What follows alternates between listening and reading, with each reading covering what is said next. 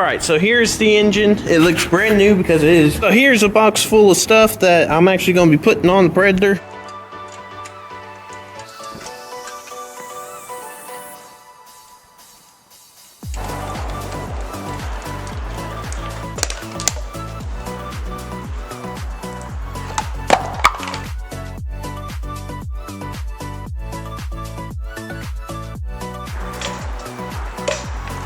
Finally got it off. It actually took me way longer than it probably should have.